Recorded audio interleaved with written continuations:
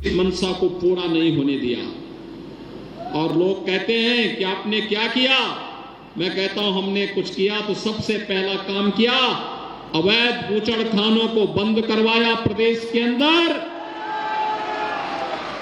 बहन बेटियों की रक्षा के लिए एंटी रोमियो स्क्वाड का गठन किया और अयोध्या को नगर निगम के रूप में मान्यता देकर के इस जनपद का नाम भी अयोध्या किया और नगर निगम का नाम भी अयोध्या करने का काम किया। वे लोग पहला काम उनकी सहानुभूति आतंकवादियों के साथ है, थी भी, आज भी है। तो आतंकवादियों पर दायर श्री राम जन्मभूमि के हमले करने के मुकदमे को वापस लेने का कार्य करते हैं। हमारी प्राथमिकता प्रदेश है, 25 करोड़ जनमानस है, प्रदेश की आस्था है, प्रदेश की सुरक्षा है, तो हमने सुरक्षा को प्राथमिकता दी। और भाइयों बहनों, प्रधानमंत्री जी ने जब श्री राम जन्मभूमि मंदिर के भूमि पूजन के कार्यक्रम को अपने कर कमलों से संपन्न किया, पूरी दुनिया का नजरिया अयोध्या के बारे में बदल गया। याद करिए 2017 के पहले उत्तर प्रदेश की स्थिति क्या थी। पर्व और त्योहार आते थे, उपद्रव शुरू हो जाते थे, भय और आतंक के साये में हमें पर्व। और देखिए बड़ी खबर है, अनिल दुजाना को मार गिराया। एसटीएफ की टीम ने मेरठ में एनकाउंटर हुआ है और लगातार दहशत का पर्याय पश्चिमी यूपी में बना हुआ था। जतिन भी हमारे साथ जुड़ रहे हैं। जतिन, एक बात साफ हो गई है, योगी आदित्यनाथ ने कह दिया था कि उत्तर प्रदेश में शांति व्यवस्था कायम करने के लिए माफियाओं का, गुंडों का सफाया होगा। और उसी क्रम में देखिए लगातार एक बड़ी कामयाबी एसटीएफ को मिली, क्योंकि जो गैंगस्टर मारा गया अनिल दुजाना, ये छोटा मोटा शख्स नहीं था। 50 से ज्यादा मुकदमे, लोगों को धमकाना, जबरन वसूली करना, हत्या, छिनैती, तमाम केसेस इस पर दर्ज थे।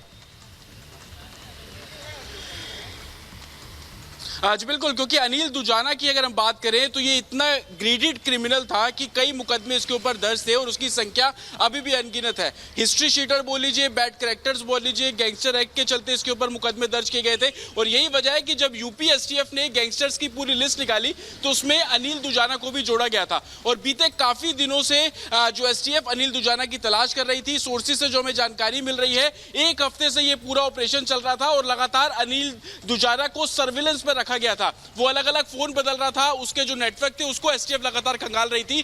तब जाके पता लगा कि अनिल दुजाना मेरठ में है और मेरठ में इस पूरे ऑपरेशन को अंजाम दिया गया। एसटीएफ की पूरी टीम उसमें थी, 8 लोगों की टीम बताई जा रही है। जो हमें जानकारी मिली कि 8 लोगों की टीम वहां पर थी जिन्होंने ट्रैप लगाया, अनिल दुजाना को आते हुए देखा और जैसे ही पुलिस ने अनिल दुजाना को रोकने की कोशिश की तो पहली फायरिंग अनिल दुजाना की तरफ से भी की गई है, जो जानकारी मिल रही है। उसके बाद जब क्रॉस फायर एसटीएफ ने किया तो अनिल दुजाना को ढेर कर दिया गया। अनिल दुजाना खास तौर पर वेस्टर्न यूपी में इसका बहुत बड़ा वर्चस्व रहा है। इसके नेटवर्क में इतने लोग थे कि एक समय पर यह कहना बहुत मुश्किल था कि कौन कौन, उसकी संख्या बता पाना बेहद मुश्किल था। खास तौर पर अगर आप नोएडा की बात करते हैं और गाजियाबाद के कुछ इलाकों की बात करते हैं और उसके आगे सहारनपुर तक जाते हैं तो ये ऐसे इलाके थे जहां पर अनिल दुजाना का गढ़ माना जाता था। दिल्ली में भी अपना वर्चस्व कायम करने की कोशिश अनिल दुजाना ने की थी। सुंदर बाटी गैंग से इसके संबंध होने की बात जो है वो सामने आई थी और उस समय भी ऐसी जानकारी साफ तौर पर मिल रही थी कि वो दिल्ली में भी अपने आपराधिक गतिविधियां उसको बढ़ाना चाहता था। दिल्ली में कई शूट आउट भी हुए इन दोनों गैंग के बीच में। उस समय जो अनिल दुजाना था वो लगातार काफी एक्टिव नजर आता था, स्पेशल सेल भी इसको ट्रेस कर रही थी। लेकिन यूपी एसटीएफ ने आखिरकार इसका एनकाउंटर किया। मेरठ के पास इसका एनकाउंटर जो है वो किया गया है और आगे जो ऑफिशियल डिटेल है वो कुछ देर में साफ होती हुई नजर आ जाएंगी। जी जतिन, यानी कुल मिलाकर के कह सकते हैं कि ये एक और बड़ी चोट माफिया गिरी पर जिस तरीके के एक्शन लगातार आए दिन देखने को मिल रहे हैं, अब जो बाकी माफिया हैं उनमें भी जाहिर तौर पर हड़कंप होगा। सोच रहे होंगे कि अगला नंबर अब किसका। जी बिल्कुल, क्योंकि आप बीते कुछ दिनों में देख लीजिए, जब अतीक का इंसिडेंट हुआ था और उसके बाद से भी काफी ऐसे माफिया थे जो गैंगस्टर थे वो जो अपने गले में तख्ती पहनकर पुलिस स्टेशन सरेंडर करने पहुंच गए थे। ये सबसे बड़ी ताकत है यूपी में फिलहाल और कानून व्यवस्था को बनाए रखने के लिए कि अपराधियों में इस तरफ खौफ है कि वो कोई भी क्राइम कमिट करने से पहले 1000 बार सोच रहे हैं। और यूपी एसटीएफ जो इस समय अपने एक तरीके से कहें कि पुरजोर कोशिश कर रही है कि कैसे ही क्रिमिनल्स को पकड़ा जाए, उनको दबोचा जाए। आपको जैसे कि मैं अभी बता भी रहा था कि एक हफ्ते से यूपीएसटीएफ की एक स्पेशल टीम बनाई गई थी जो अनिल दुजाना को ट्रेस कर रही थी, और उस टीम का काम सिर्फ इतना था कि अनिल दुजाना के गुर्गों को ट्रेस करना और किसी ना किसी तरीके से अनिल दुजाना की जो लोकेशन है उसको पकड़ पाना। और यही वजह थी कि उनको इनपुट्स मिले कि मेरठ के पास अनिल दुजाना की मूवमेंट है, तब जाकर यूपीएसटीएफ ने पूरा ऑपरेशन को अंजाम दिया है। हालांकि क्रॉस फायरिंग की गई है, ऑफिशियली अभी ये जानकारी नहीं मिली है कि अनिल दुजाना की तरफ से कितने राउंड फायरिंग हुए और यूपीएसटीएफ की तरफ से कितने राउंड फायरिंग हुए, लेकिन इतना बिल्कुल अभी ऑफिशियली बताया गया है कि क्रॉस फायरिंग हुई है।